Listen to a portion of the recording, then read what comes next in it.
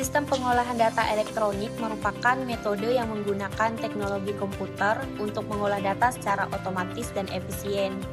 Proses ini mencakup beberapa tahapan yang dimana mencakup pengumpulan data, persiapan data, input data, pemrosesan data, output data, dan penyimpanan data yang bertujuan untuk mengubah data mentah menjadi informasi yang berguna dan dapat diandalkan untuk pengambilan keputusan. Dalam pengendalian pengolahan elektronik mencakup beberapa jenis. Yang pertama, pengendalian akses. Pengendalian akses ini mengatur siapa yang dapat mengakses data dan sistem, serta hak apa yang dimiliki pengguna. Yang kemudian, keamanan fisik.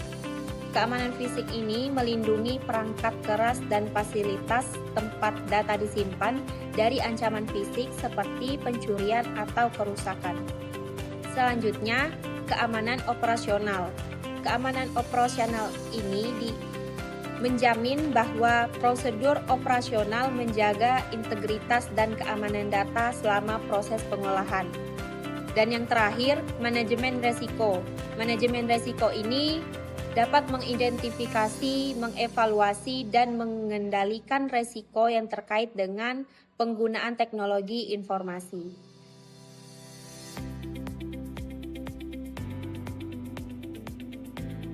Saya akan melanjutkan materi mengenai risiko dan ancaman dalam sistem pengolahan elektronik mencakup berbagai aspek yang berpotensi mengganggu operasional dan keamanan sistem tersebut. Pertama itu ada pengolahan elektronik, di mana kegagalan sistem, kegagalan perangkat keras atau perangkat lunak dapat menyebabkan kerugian data dan mengganggu kelangsungan operasional. Nah, ini termasuk kerusakan pada server, kehilangan data, dan kesulitan dalam menjaga keamanan informasi.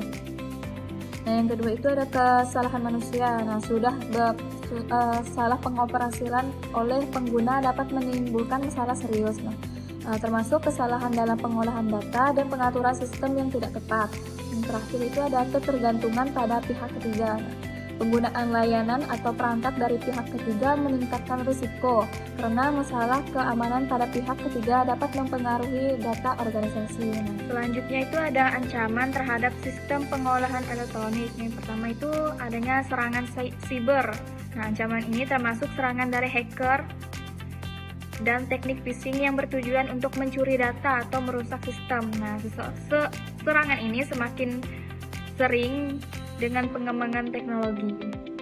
Terus kedua itu ada kerentanan jaringan. Jaringan ini yang tidak aman dapat menjadi target serangan, seperti serangan denial of service yang dapat membuat sistem tidak dapat diakses. Tiga itu ada bencana alam. Bencana alam seperti banjir atau gempa bumi dapat merusak infrastruktur fisik yang mendukung sistem pengolahan elektronik, menyebabkan downtime yang signifikan. Nah, apa aja sih dampaknya? Nah, dampaknya itu ada kerugian finansial. Nah, kegagalan sistem dan serangan siber dapat mengakibatkan kerugian finansial yang besar bagi organisasi, baik melalui biaya pemulihan maupun kehilangan pendapatan akibat downtime. Yang kedua itu kerusakan reputasi. Kejadian pelanggaran data atau kegagalan sistem dapat merusak reputasi organisasi di mata pelanggan dan mitra bisnis. Yang terakhir itu adalah dampak lingkungan. Dampak dalam konteks ini itu pengolahan limbah elektronik, risiko mencermari lingkungan melalui pembuangan yang tidak tepat juga menjadi perhatian serius. Nah, limbah elektronik juga mengandung bahan berbahaya yang dapat mencermari tanah dan air jika dikelola dengan baik.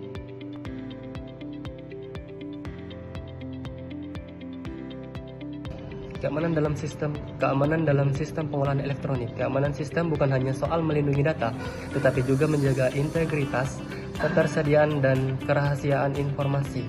Ancaman digital semakin canggih, sehingga diperlukan pendekatan keamanan yang menyeluruh. Ada 6 pendekatan keamanan. Yang pertama itu enkripsi data, merupakan perlindungan utama. Adapun jenis perlindungannya ada 3, data at risk, data in transit, dan manajemen kunci. Data at risk merupakan melindungi data dari perangkat penyimpanan untuk mencegah akses tidak sah. Data in transit mengamankan data yang dikirim melalui jaringan menggunakan HTTPS dan SSL. ataupun bisa juga TLS. HTTPS adalah protokol aman yang mengenkripsi data dengan SSL dan TLS untuk melindungi dari penyadapan dan memastikan keaslian server. Kemudian manajemen kunci. Kunci enkripsi harus dikelola dengan aman menggunakan hardware security module atau HSM. Kemudian yang selanjutnya ada yang kedua, audit keamanan. Evaluasi berkala. Adapun caranya, audit rutin untuk menemukan kelemahan sistem bisa melibatkan pihak ketiga. Pengujian penetrasi untuk mensimulasikan serangan nyata dan mengidentifikasikan celah keamanan. Kemudian analisis kerentanan dengan alat pemindai untuk memastikan sistem selalu diperbaharui. Kemudian yang ketiga, pelatihan pengguna. Ini merupakan benteng pertahanan terlemah. Adapun caranya, yaitu edukasi tentang phishing, malware, dan rekayasa sosial. Praktik terbaik menggunakan kata sandi yang kuat dan selalu waspada terhadap email mencurigakan. Kemudian simulasi serangan phishing untuk menguji kesadaran pengguna. Yang keempat, kontrol akses. Ini membatasi hak akses masuk sistem. Adapun caranya ada 3. Yang pertama, manajemen identitas atau IAM. Batas akses hanya kepada yang berwenang. Kemudian autentikasi multifaktor atau MFA.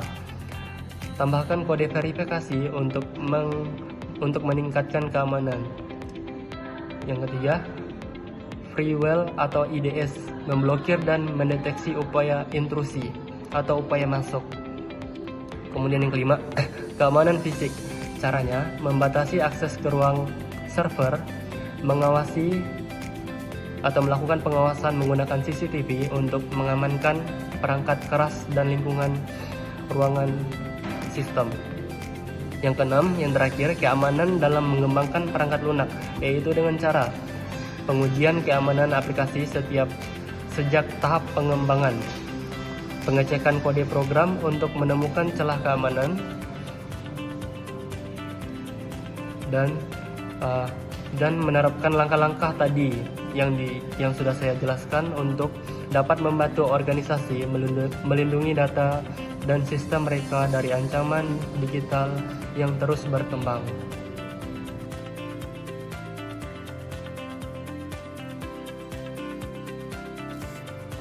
Baik, saya akan melanjutkan materi selanjutnya, yaitu audit sistem pengolahan elektronik. Audit sistem pengolahan elektronik adalah proses evaluasi yang sistematis untuk menilai kinerja, keamanan, dan kepatuhan sistem pengolahan data elektronik terhadap standar yang berlaku. Kemudian tujuan audit sistem pengolahan elektronik. Audit sistem pengolahan elektronik memiliki beberapa tujuan, yaitu 1. Memastikan integritas data. Integritas data adalah aspek penting dalam sistem pengolahan elektronik, di mana auditor memeriksa apakah data yang diproses dan disimpan dalam sistem tetap akurat, konsisten, dan bebas dari manipulasi dan kesalahan. Kemudian, menilai efisiensi operasional.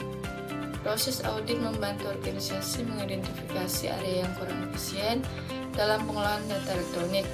Kemudian yang ketiga, mengevaluasi keamanan sistem. Keamanan adalah aspek krusial dalam sistem pengolahan elektronik. Yang keempat, kepatuhan terhadap regulasi dan standar. Banyak industri memiliki regulasi khusus terkait pengolahan data elektronik, seperti GDPR atau General Data Protection Regulation di Eropa dan UIT di Indonesia. Kelima, mengidentifikasi risiko. Audit membantu organisasi mengenali potensi risiko yang dapat mempengaruhi operasional atau keamanan sistem pengolahan elektronik. Kemudian ada pendekatan dalam audit sistem pengolahan elektronik. Dalam pelaksanaan audit sistem pengolahan elektronik terdapat 3 pendekatan utama yang bisa digunakan. 1. Pendekatan di sekitar komputer. Pendekatan ini bertujuan pada masukan atau input dan keluaran atau output dari sistem tanpa menguji langkah-langkah internal secara langsung. Kemudian ada pengauditan melalui komputer, di mana pendekatan ini melibatkan pengujian terhadap langkah-langkah pengolahan data sistem dengan fokus pada kontrol internal dan diterapkan oleh organisasi. Kemudian yang ketiga, pengauditan dengan komputer. Dalam pendekatan ini, auditor menggunakan paket umum khusus atau alat bantu audit berbasis teknologi untuk membantu proses evaluasi. Kemudian tahap proses audit sistem pengolahan elektronik. Yang pertama, rencana audit. Pada awal ini, audit menentukan tujuan, ruang lingkup pekerjaan, metode yang akan digunakan, serta sumber daya yang diperlukan. Kemudian yang kedua, pengumpulan informasi. Auditor mengumpulkan informasi terkait pengolahan elektronik yang akan diaudit. Kemudian ada pengujian sistem. Auditor melakukan berbagai tes terhadap sistem untuk mengevaluasi kinerja dan kemampuan keamanannya. Kemudian yang keempat, analisis temuan. Setelah tes selesai dilakukan, auditor menganalisis hasil untuk mengidentifikasi kelemahan atau masalah dengan sistem pengolahan elektronik. Yang kelima, pelaporan hasil audit.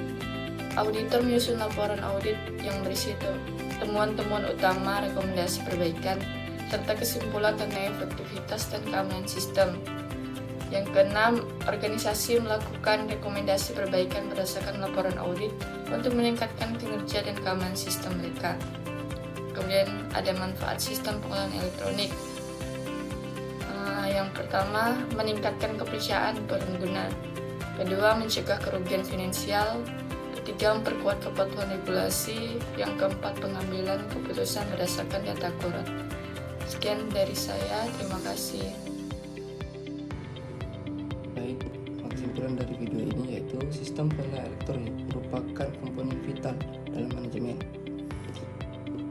Dengan memahami jenis pengendalian risiko dan ancaman serta langkah-langkah keamanan yang diperlukan, organisasi dapat melindungi aset informasi mereka secara efektif. Audit sistem juga berperan penting dalam menilai efektivitas kontrol yang ada dan memastikan bahwa sistem berfungsi sesuai dengan tujuan organisasi. Implementasi praktik terbaik dalam setiap aspek ini akan membantu menjaga keamanan dan integritas data dalam lingkungan digital yang sama kompleks. Sekian kesimpulan dari video kami dari Taufik Hidayah.